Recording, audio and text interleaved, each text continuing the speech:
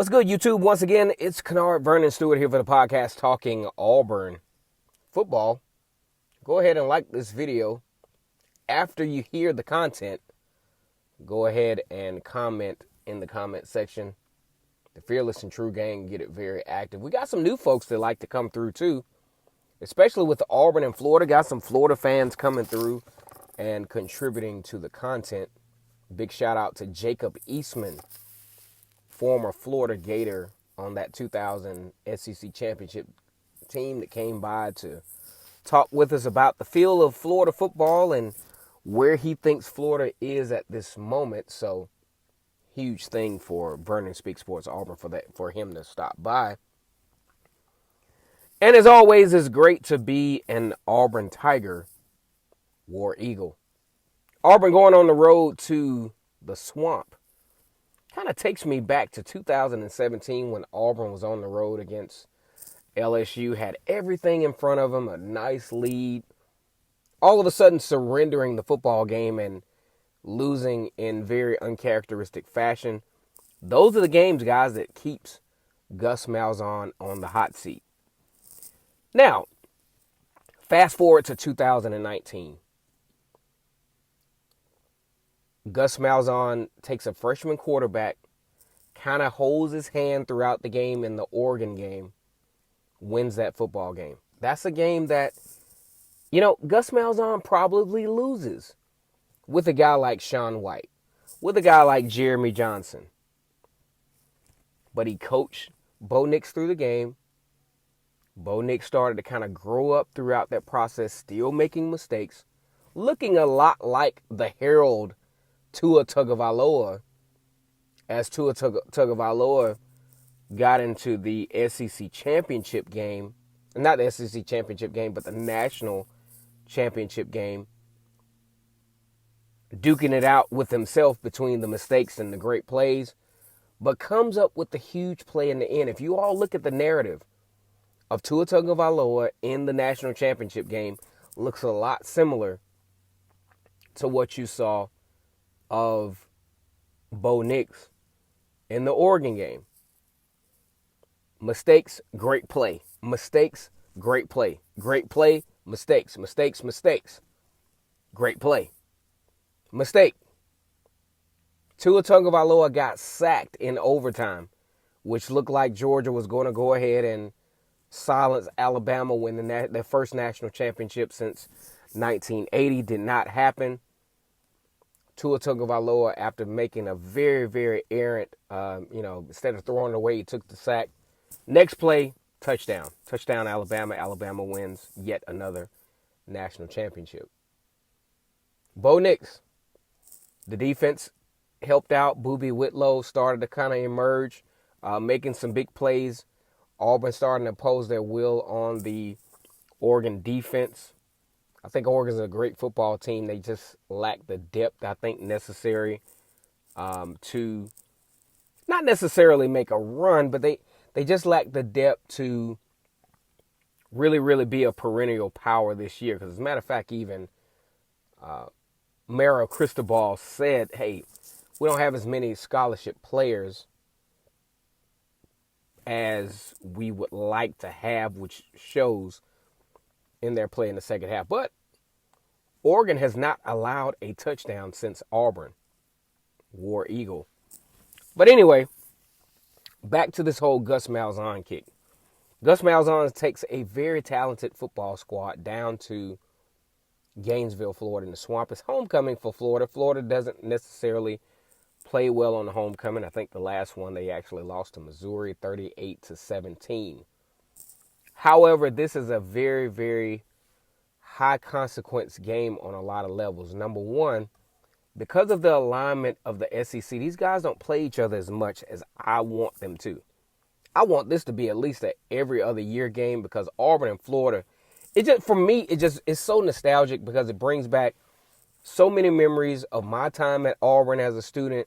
And Auburn and Florida, to me, was kind of like what the Auburn-Alabama rivalry is now. Because during that time, Auburn pretty much had a handle, early 2000s, whatever. Auburn had a handle on Alabama. So other rivalries started to emerge for Auburn, like Auburn and Florida, Auburn against LSU, Auburn against Georgia. So to me, even now, Alabama is a rivalry, but those games were the more memorable games during my tenure and that's implanted on my, mental stratosphere during that time, right? So when I think about Florida, I'm still in that mindset like Auburn is an underdog against Florida. That's just how it was, and that's just what even the fan base has become accustomed to. And like I said in another video, it's unfathomable for an Auburn fan to literally go into the swamp and say, look, we are 3-point, 10-point underdogs. We might whoop your ass in this game. It's just a hard thing to say with a straight face, right? But either way, this is one of those games. You talk about Gus Malzahn back in 2017 with a huge lead over LSU, kick return for a touchdown, puts LSU back in the football game. Now all of a sudden, Auburn, who had dominated this particular team, is in a position to where they lose, and subsequently they do lose. One of those, like we like to call, just an unnecessary loss for Gus Malzahn. Fast forward to 2019, Auburn is in a similar situation. Number 7 team in the country facing a number 10 Florida team that I think Auburn outmatches them on both sides of the football field. Florida has some sneaky talent here and there, got some guys coming back, Jabari Zuniga and C.J. Henderson, but still, I think Auburn has the better team. One thing Gus Malzahn has to make sure of is that this is no time to be conservative. Call your plays. Looking at video footage, the plays that Gus Malzahn is actually pretty good at will work. Florida is pretty good in the red zone.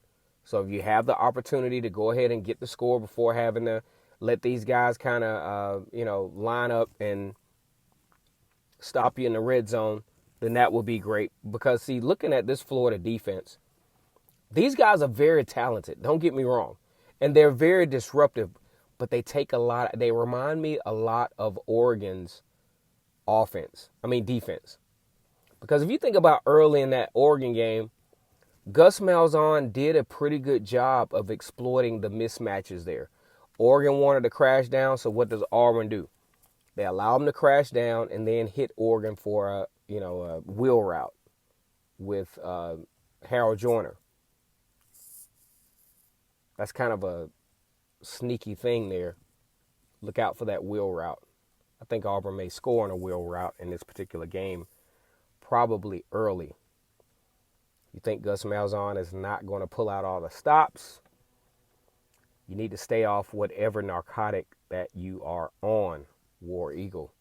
But anyway, I think this is going to be a very interesting game, and I think more so than physically, I think more so psychologically. Auburn is just not accustomed to really going into Florida as a favorite and a team that probably should win this game by double digits. A lot of people who know about football are really talking double-digit action for the Auburn Tigers in this particular game. And I don't see why they shouldn't.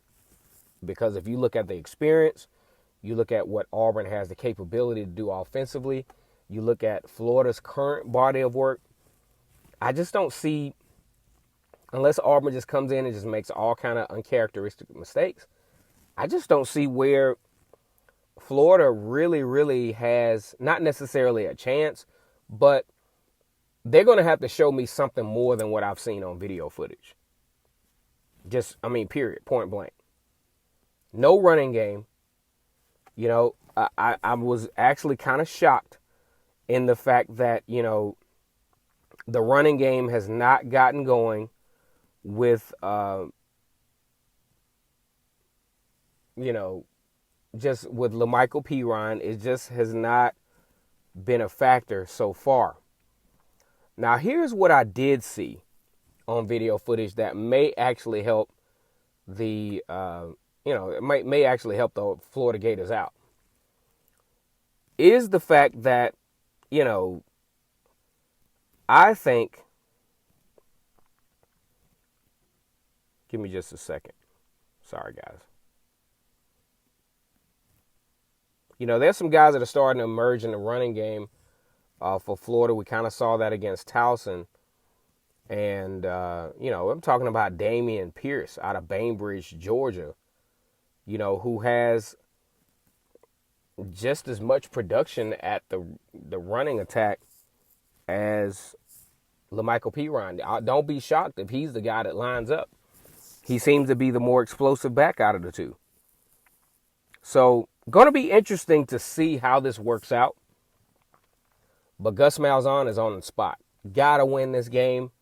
I'm going to continue to re-emphasize this because if Gus Malzahn's got to win it. Like, he's got to. This is one of those games with the Auburn fan base. In order for him to, he's kind of sort of off the hot seat for right now.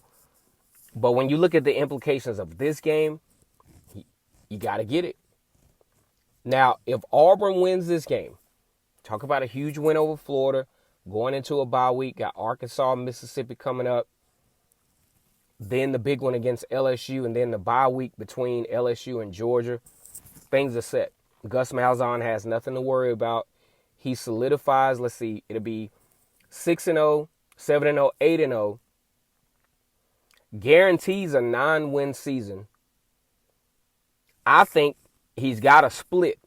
He's got to win one out of the three with Georgia and Alabama. I think his best bet is probably LSU. And then with Georgia and Alabama, at those games, you just let the chips fall as they may. Just don't know what will happen. But you want to go into those games with no losses. You don't want to be playing that pressure football like they did in 2017 where you got to have it. You want to go into this game without all that extra pressure. Go ahead and give your team the best opportunity to win. Let the chips fall as they may. Opportunities are created by, you continuing to take advantage of things that are given to you and things that, you should have. Like Florida, that's a game you should win. If you're talking about winning a SEC championship, you're talking about taking to your program to the next level. What I see with the Florida Gators, you got to win that game. They're not a bad football team, but you got to beat that team. Once again, it's Kennard Vernon Stewart here for the podcast, talking Auburn like nobody else probably is willing to. It's almost mindless how we talk about Auburn here on Vernon Speaks Sports Auburn. Go ahead and like this video, comment, and subscribe to my channel. As always, it's great to be an Auburn Tiger, War Eagle.